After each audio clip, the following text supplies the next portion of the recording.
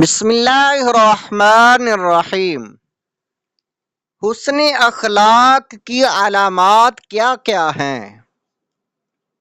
امام غزالی فرماتے ہیں، آدمی جب نیکی کے راستے پر گامزن ہوتا ہے تو ہر لمحہ اس بات کا خطرہ رہتا ہے کہ اس کے اندر تکبر اور بڑائی نہ پیدا ہو جائے اور وہ سمجھنے لگے کہ اب تو میں نیک ہو گیا ہوں، اب مجھے مجاہدے کی ضرورت ہی نہیں ہے۔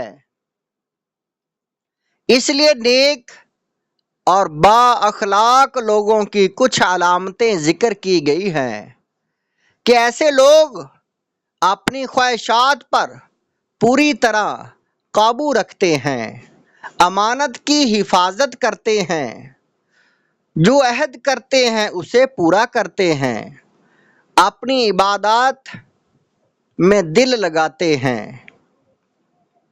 لوگوں سے نرمی کا معاملہ کرتے ہیں۔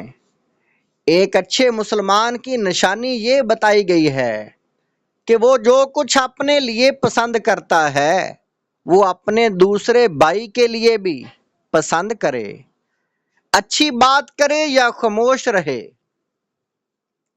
گالی بکنے والا اور جھوٹ بولنے والا نہ ہو، غیبت کرنے والا نہ ہو، حسد کرنے والا نہ ہو، تکلیف دینے والوں کو بھی گالیاں دینے والوں کو بھی دعائیں دے۔ حضرت مالک بن دینار کو ایک شخص گالیاں دیتا تھا۔ آپ حلوہ بھیجا کرتے تھے، کسی کے پوچھنے پر بتایا کہ اس کے پاس جو ہے وہ ہمیں بھیجتا ہے اور جو ہمارے پاس ہے ہم اسے بھیجتے ہیں۔ ایک بار ایک بزرگ کو کسی نے کھانے پر بلایا، گھر پہنچے تو معذرت کر لی کہ ابھی کھانے کو کچھ نہیں ہے۔ 3 بار بلایا، ان بزرگ نے اف تک نہ کیا۔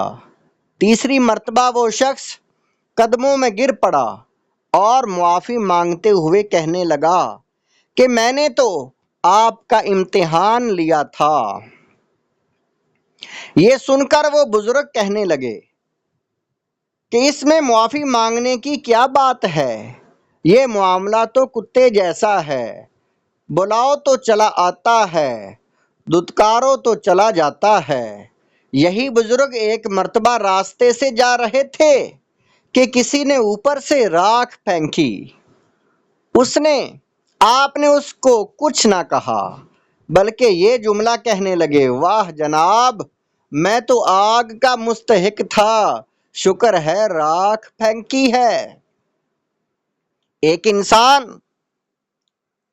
انسان کے لیے اس سے بڑھ کر کیا کچھ نہیں کہ وہ عام انسانوں میں اخلاق و محبت، ہر دل عزیزی کے ساتھ اور ان میں گل مل کر شگفتہ روئی کے ساتھ زندگی گزارے۔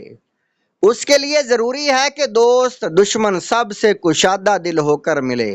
عام آدمیوں میں وقار کے ساتھ رہنا بہتر ہے، مگر ایسا نہیں کہ تکبر تک پہنچ جائے۔ چلتے ہوئے دائیں بائیں زیادہ مت دیکھو، نہ بار بار مڑ کر کسی کو دیکھو، کسی مجمع کے پاس کھڑے مت ہو، اچھی بات پر کان لگاؤ، بری بات سے غافل ہو جاؤ۔ جو دوست صرف تندرستی کا دوست ہے اس سے بچو، وہ دشمن سے زیادہ برا ہے۔ مجمع میں آدمیوں کے اوپر سے پھلانگ کر مت جاؤ، جہاں جگہ ملے بیٹھ جاؤ، کسی راہ گیر کو گور گور کر مت دیکھو، اس میں خود تمہاری ذلت ہے۔ کسی پر آواز مت کسو، مظلوم کی مدد کرو، فریادی کا ساتھ دو، ضعیف، محتاج، بچوں اور معذوروں کو سڑک پار کروا دو، راستہ میں پتھر کانٹا اور کانچ ہو تو سائیڈ پر کر دو، زیادہ مت ہنسو، اس سے وقار کم ہوتا ہے۔ مسلمان باہم دوستی اور محبت میں ایک جسم کی طرح ہیں۔ بہترین مسلمان وہ ہے جس کے ہاتھ اور زبان سے دوسرا مسلمان محفوظ رہے۔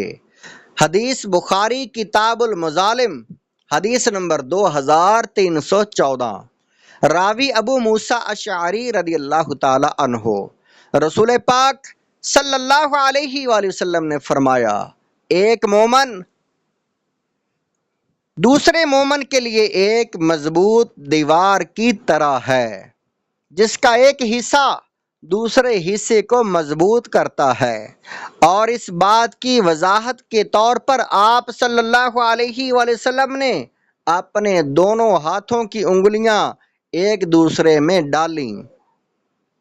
بخاری کتاب الادب حدیث نمبر 5665، حضرت نعمان بن بشیر رضی اللہ تعالیٰ عنہ، سرکار کائنات صلی اللہ علیہ وآلہ وسلم نے فرمایا، مومنین کی مثال ایک دوسرے پر رحم کرنے، دوستی رکھنے، شفقت کا مظاہرہ کرنے میں ایک جسم کی طرح ہے۔ چنانچہ جب جسم کے کسی بھی حصے کو تکلیف پہنچتی ہے تو سارا جسم بے خوابی اور بخار میں اس کا شریک ہوتا ہے۔ حدیث ترمذی حدیث نمبر 2510۔ حضرت زبیر بن عوام رضی اللہ تعالیٰ عنہ آپ روایت کرتے ہیں کہ سید عالم صلی اللہ علیہ وآلہ وسلم نے فرمایا، تم میں سے پہلی امتوں کی بیماری تمہارے اندر سرایت کر گئی، وہ بیماری حسد اور بغض ہے جو مونڈ دینے والی ہے۔ میں یہ نہیں کہتا کہ بالوں کو مونڈنے والی ہے، بلکہ یہ دین کا صفایا کر دیتی ہے کہ اس بیماری کی وجہ سے انسان کے اخلاق تباہ ہو جاتے ہیں۔ حدیث نمبر 2509، ترمذی، راوی حضرت ابو درداء رضی اللہ تعالی عنہ، سید عالم صلی اللہ علیہ وآلہ وسلم نے فرمایا، کیا میں تم کو روزہ، نماز اور صدقہ خیرات سے افضل درجہ والی چیز نہ بتاؤں؟ صحابہ کرام نے عرض کیا، ضرور، ارشاد فرمائیے۔ ارشاد فرمایا، باہمی اتفاق سب سے افضل ہیں، کیونکہ آپس کی نا اتفاقی دین کو مونڈنے والی ہے۔ یعنی جیسے استرے سے سر کے بال ایک دم صاف ہو جاتے ہیں، ایسے ہی آپس کی لڑائی سے دین ختم ہو جاتا ہے۔